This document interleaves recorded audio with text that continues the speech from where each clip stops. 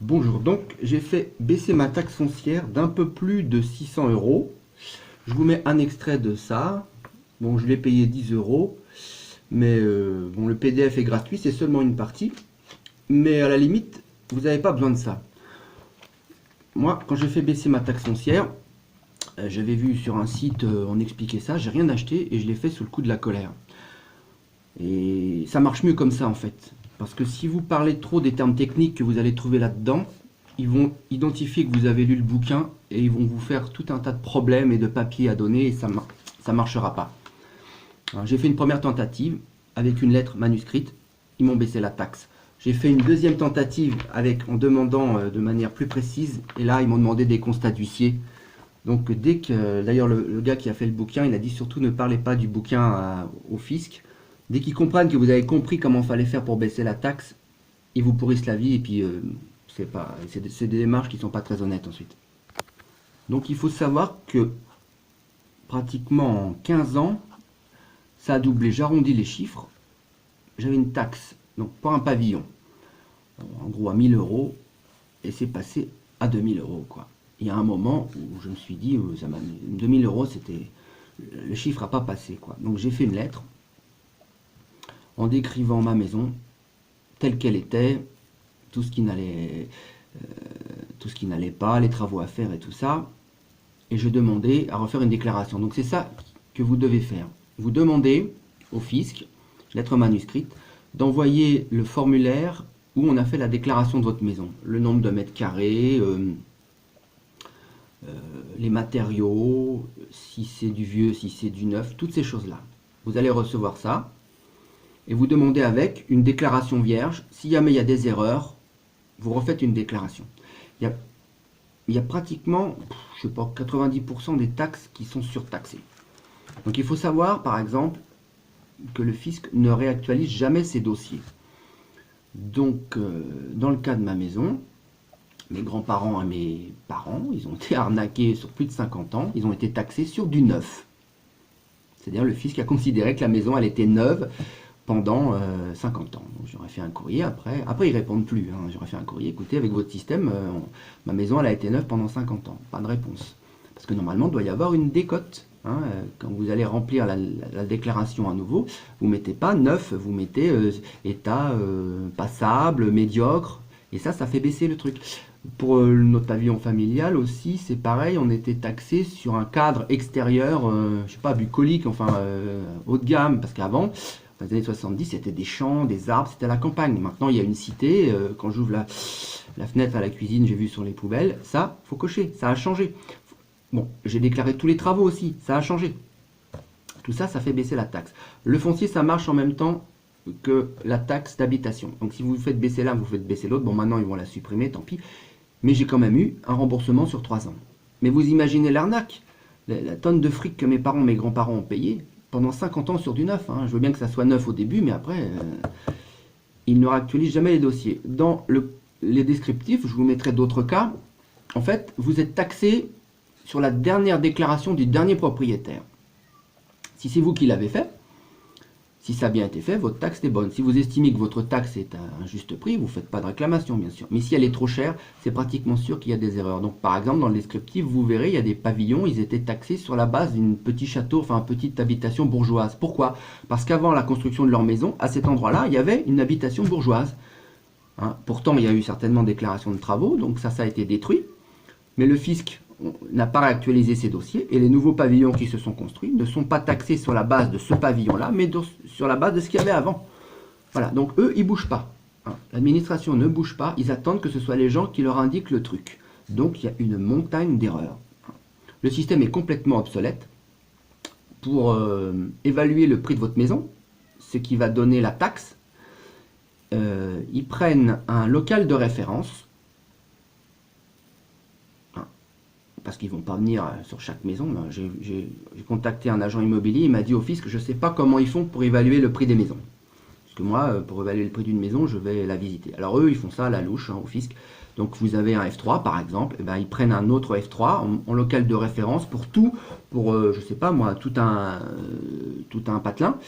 Et puis voilà quoi. Donc dans le cas par exemple de la succession, c'est pareil. Donc ils avaient pris un appartement grand standing de 2000 pour évaluer le prix de ma maison qui date de 1970. Ça n'a rien à voir. Et pourtant c'est comme ça qu'ils font. Quelquefois même, le local de référence n'existe plus. Donc dans ce cas-là, vous n'avez pas à payer. Donc dans la fiche que vous allez recevoir, vous regardez aussi si c'est signé. Si ça n'est pas signé, vous n'avez pas à payer. Donc ne faites pas l'erreur que j'ai faite. Demandez tout ce qu'il y a demandé dans le premier courrier. Là, s'il y a une vraie injustice, ils sont obligés de rectifier. Mais ensuite, dès qu'ils ont compris que vous avez lu ce genre de bouquin, ils vont vous faire... Soit ils répondent pas, soit ils répondent à côté. Par exemple, on m'a expliqué ça, c'est acte de non-recevoir. Par exemple, j'ai demandé pour aller vérifier, puisque j'ai changé ma déclaration de maison, ils ont changé le local de référence, et je demandais l'adresse du local de référence pour ma maison, pour que j'aille voir si ça correspond bien à ma maison, à la surface, et vérifier la surface aussi, hein, le nombre de mètres carrés, ça peut être... Alors voilà ce qu'ils m'ont envoyé, ils m'ont envoyé toutes les adresses de tous les locaux de référence. Voilà. Le mien, c'est lequel? Je sais pas. Donc ça, c'est voilà, c'est l'administration, elle répond à côté. Donc vous allez recevoir, voilà, vous refaites déclaration H1, c'est pour les maisons, H2, c'est pour les appartements. Si vous avez 2 appartements, c'est H2, H3. Bon, vous regardez ce qui a été déclaré et vous regardez par rapport à votre appart aujourd'hui si ça correspond bien, si la description est juste. Et tout ce qui n'est pas bien, tout ce qui a changé, vous le redéclarez et ça va faire baisser votre taxe foncière.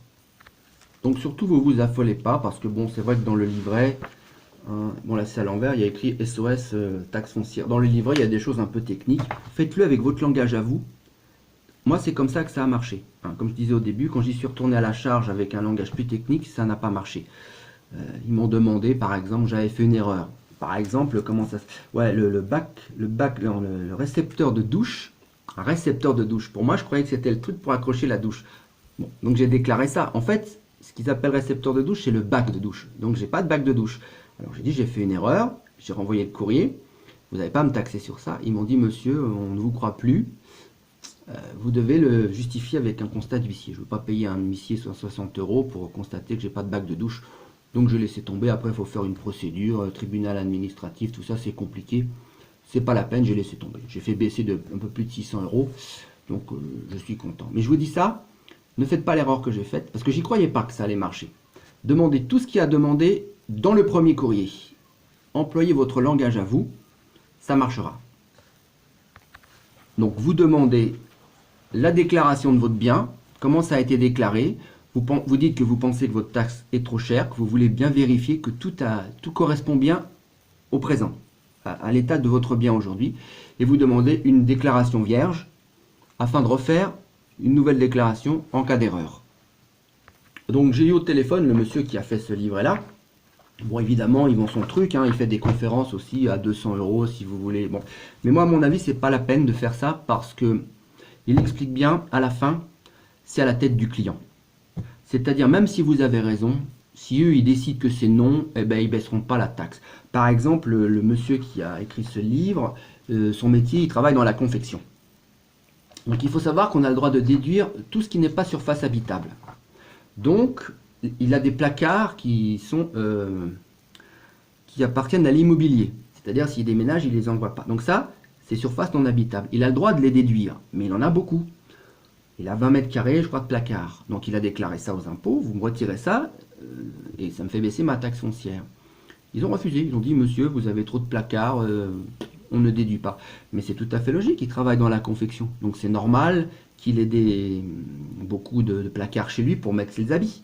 Bon, donc voilà. Donc même si vous avez raison, à la fin, il l'explique bien, c'est à la tête du client. Ils ont le tout pouvoir sur vous. Ou alors, il faut rentrer dans des procès interminables. Bon, c'est pas la peine.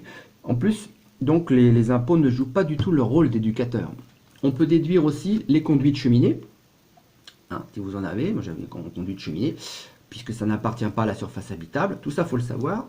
Dans les vieilles maisons aussi, on peut déduire les embrasements de portes et de fenêtres. Moi, je ne savais pas ce que ça voulait dire. Je leur ai demandé qu'est-ce que ça veut dire. J'ai lu ça sur le net.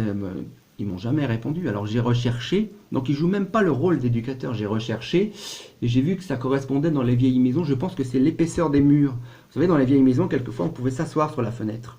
Donc ça, on peut le déduire. Ça ne fait pas partie de la surface habitable. Il y avait aussi des embrasures très larges dans les portes. On passait sous les portes, il y avait peut-être 50 centimètres. Ça peut se déduire. Bon, moi dans ma maison, il n'y a pas. Mais il faut le savoir. Si vous avez une très vieille maison, c'est déductible. Vous retirez ça de la surface habitable. Ça fait baisser la taxe.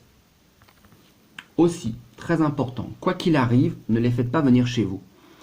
Si vous demande de justifier par un huissier, bon, si vous estimez que ça fait baisser beaucoup le prix de la taxe, ça vaut peut-être le coup de prendre un huissier. Moi, j'ai laissé tomber.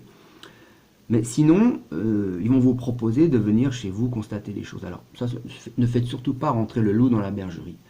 Même si vous êtes honnête, hein, c'est une démarche honnête, vous ne mentez pas sur ce que vous déclarez, eux, ils vont vous trouver quelque chose. Si vous faites baisser la taxe foncière de manière légale, eux, vous pouvez être sûr qu'ils vont vous trouver autre chose. Le gars qui va venir ici, c'est pas dans... je veux dire, il est jugé parti, quoi. Son intérêt à lui, c'est que vous payiez le plus possible. Donc il va certainement pas vous trouver les choses dans votre pavillon qui ne vont pas, ou dans votre appart, pour faire baisser la taxe. Hein. Donc ne les faites surtout pas venir. Si il y a cette proposition-là, vous lâchez le morceau, c'est vrai. C'est bête à dire, hein, parce que non, on est honnête, normalement il devrait pouvoir venir, mais il faudrait quelqu'un d'indépendant. Et les gens du fisc ne sont pas indépendants, ils n'envoient pas quelqu'un d'indépendant, ils envoient quelque chose de chez eux. Donc faut pas rentrer là-dedans. Voilà, j'ai à peu près fait le tour. Donc c'est très simple. Bon, après, si vous voulez des précisions, vous achetez ça, achetez-le même avant, ou regardez le PDF gratuit. Mais surtout, ne vous affolez pas par les termes techniques, parce qu'il y a beaucoup de choses qui paraissent compliquées. C'est très très simple. Vous dites, moi ça a marché comme ça, vous faites votre courrier, vous dites, je trouve que ma taxe foncière est très très chère. Vous vous rendez compte qu'une année, la taxe, elle avait augmenté de pratiquement 50 € une fois.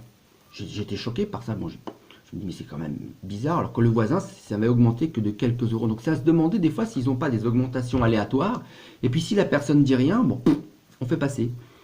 Et comme par hasard, maintenant que j'ai un peu gueulé, je me rends compte que chaque année, la taxe, elle augmente beaucoup moins. Donc en fait, j'ai l'impression qu'ils imposent au maximum le tarif s'ils peuvent. Comme dit le monsieur, c'est à la tête du client. Et si personne ne dit rien, ben on continue. Donc vous dites, je pense que ma taxe foncière est trop chère. Pouvez-vous m'envoyer le papier adéquat qui correspond à la déclaration de ma maison, de mon appart? Je voudrais vérifier toutes les données. Et dans le cas d'une erreur, envoyez-moi aussi un formulaire vierge. Hein, donc c'est formulaire H1 ou H2 si vous avez 2 apparts, 3 apparts. Pour faire une nouvelle déclaration afin de faire un calcul juste de ma taxe foncière. Voilà.